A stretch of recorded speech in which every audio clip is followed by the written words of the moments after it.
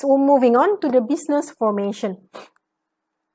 So there are 4 business formation that can be done. Okay, either you can start from scratch, you can get it from family business succession, you buy an existing business, or you acquire a franchise. So let's look at first how you want to start from a scratch, which is the most popular one. Okay, so starting from scratch is where entrepreneur will have to make a decision on appropriate form of business. So you start from zero. Scratch here means from zero. Okay, you will have to think whether you want to open up a sole proprietorship, a partnership, okay, or a private limited company. So you first decide on the form of business. Second, you're gonna decide on what is your business or your trade name. What is the name that you want to put in your business? Okay, or the business name itself lah. Right. Next, you're gonna decide also on the business and product service image. Okay, what type of product, what type of business image that you want to offer? Is it for high class people? Okay, or is it for everybody? Okay, or is it an exclusive kind of business? Right. So that is when you need to decide that. You also need to decide on the suitable location, okay, appropriate funding to kickstart the business, and also a proper business planning for everything that needs to be taken into consideration. For your assignment, the third assignment, business plan, you are going to start a business from scratch, okay? Now, what are the advantages of starting from scratch? You have freedom to make your own decision, okay? You have the opportunities to try and practice your own ideas. You are free to choose suitable business location and premise, acquire appropriate machines, equipment for the business. All depends on you. You can freely choose whatever you want to do with that business. Okay. Also, you are free to develop business image and personality that suits the desire and interest of you and the business itself. While the disadvantages of starting from scratch is that you need to put a lot of effort because you start from zero, right? You have nothing. So you require more time, more energy and money to ensure the business can actually kickstart, okay? And you have higher chances of losses due to high impact of implementation costs, okay? Because to start a business is not cheap. Therefore, there will be higher chances of you of having losses, especially for the first few months, okay? And other than that, entrepreneurs also will not be able to accurately estimate your sales, cost, and also profit because you don't have any track record or history. You can't actually predict correctly 100%. You know how much will you earn next month. You can't tell, okay? And also, as a new venture, okay, usually you have no track record. Therefore, it's quite difficult for you to convince the financial institution in order for you to get the financing, unless you have a good cable, okay? Next one, second formation, okay? Second formation, other than you start from scratch, now you can also start a business by buying an existing business. It means that you start a new venture by taking over, okay, an existing business, either buying the whole business or partial share in the existing business. It means that you don't start from zero, but you see, let's say that particular one shop, and you think that that particular shop is, you like that shop so much, okay? You like it so much, and you talk to the owner, and then you say to the owner, I want to buy this shop from you, okay? So that is buying an existing business. However, you must investigate first before you buy. Make sure that one, if let's say the owner approach you asking you, do you want to buy my business? Okay, then you have to investigate what are the reason why they wanted to sell the business. Okay, so that you must make sure that when you buy the business, you remember buying that business means you also buy whatever contracts or legally bound kind of agreement that comes together with that particular business. Okay, remember the case of AirAsia when Tony Fernandez bought AirAsia with RM2, right? He has millions of debts with that particular company. But then he was able to actually make sure that AirAsia survived and also able to earn many more money. Another way for you to start a business, this is not really you starting the business, but this is actually family business succession. This is when you have a family business. You become the successor of the business. Okay, so entrepreneur is the successor of the business which was started by the early family members, which we call the predecessors. Okay, so the good thing is that you don't have to face any difficulty in starting up a new venture, because what you do is actually you take over from perhaps your dad or your grandfather or grandmother. Okay, so there are 4 levels basically. The level 1 is inception, which is this is when they first started the business. Normally it start from scratch. Okay, or you also can start from buying another business. Okay, so the level 1 is business inception. Level 2 is business growth and development, where the founder and also the first generation is in the business.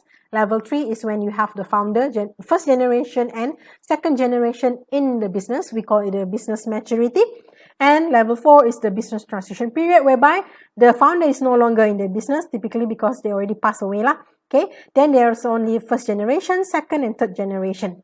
Okay, let's say this is your grandfather, then taken over by your father and your grandfather. Okay, then you take over with your father and your grandfather. Then let's say your grandfather passed away, then it is now your father, you, and perhaps your son or your daughter together with you in this, what they call business transition period. Okay, next. Another way, if you don't want to start from scratch, you don't want to buy an existing business, or you don't have family businesses, you can also acquire a franchise. Okay, this is an alternative way to start a new business. So a franchise is a product and or service distribution system which is governed by a contract, and it is made by 2 parties named leader, franchisor, and franchisee. So a franchisor is the one who sells the right to another party to operate the franchise, while the franchisee is the one that purchased the right from the franchisor to operate the franchise. Okay. Now, operating your franchise includes selling and marketing the product and or the services using the trade name, trademark, as well as a set of systems developed and owned by the franchisor. So remember, franchisor is the one who actually started the business, own everything about the business. So what they do is that they sell the rights, okay, the rights to operate the same business like what they are having. Typically, you know, McDonald's, KFC, right? Okay, so there are also like hotels such as Hilton, okay, Pullman. So those are actually a franchise. Okay. Now, to acquire a franchise, you need to make payment with the franchisors, okay, where franchisees need to agree upon signing off a franchise.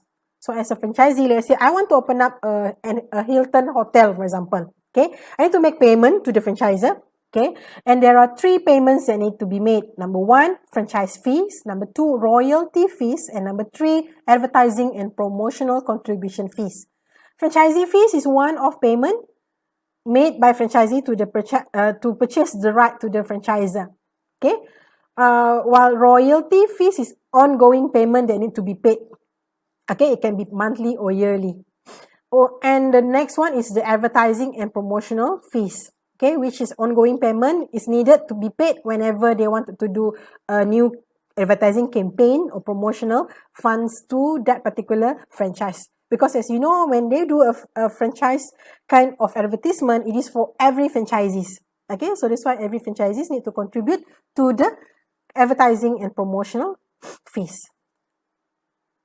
Now, there are 2 types of franchise system that can be made. Number 1 is the product trade name franchise. Number 2, another option is business format franchise. So it depends, yeah. Products will be just on the product itself. Okay, this type of franchise system involve franchisee acquire the sales right, which includes you sell all the product, okay, trade name, trademark, and product from the franchisor upon signing the so-called what they call dealership contract, and agree to sell the product line identified by the franchisor. Okay, so this one is commonly used in automotive, okay, like selling cars. So if you wanted to sell Proton cars, for example, so you become the dealer. So that is a franchise which is under product or trade name. Or petrol kiosks like Petronas or Shell, right? Soft beverages like what they call it, Coca-Cola, for example. So you want to open up a Coca-Cola factory. What you do is you can create or build your own factory, and then you ask and sign agreement with Coca-Cola to get the license as a franchisee of product or trade name for selling and producing Coca-Cola, okay, or even tire industries. The another one is the business format franchise, okay. A business format franchise is also known as full-fledged franchise, whereby the franchisee is granted the right to manufacture and market the franchise's product, everything using a complete franchise's business setup, which comprises of the intellectual properties, marketing strategies, guided operational activities, the SOPs, yeah. It include whatever equipment that needed to be used by you must be according to what franchisor has agreed upon, okay. And premise setting and also layout, including the exterior, interior layout, ambience, the color scheme, decoration must also in line with the franchise's brand and image. That's why you can see all McDonald's, they look the same, right? Not because McDonald's is one of the full-fledged franchise. KFC also like that. You will see that all the color scheme, okay, all the interior and also exterior layout are the same because that is a full-fledged franchise, which you must agree to do when you do this type of franchise. All right. So with that, we have finished chapter 5. I hope you have able to understand all the important things in this particular chapter, which understand the types of business entities you have learned just now. There are how many types? We learn sole proprietorship, partnership, and also private limited company. And we also have learned on the business formation. How to form a business, you can do start from scratch, or you have family business association, or you can buy an existing business or acquire the franchise. Okay, so if you have any questions related to this module 5, please let me know in our telegram chat. All right, so I'll see you all next week. Bye bye.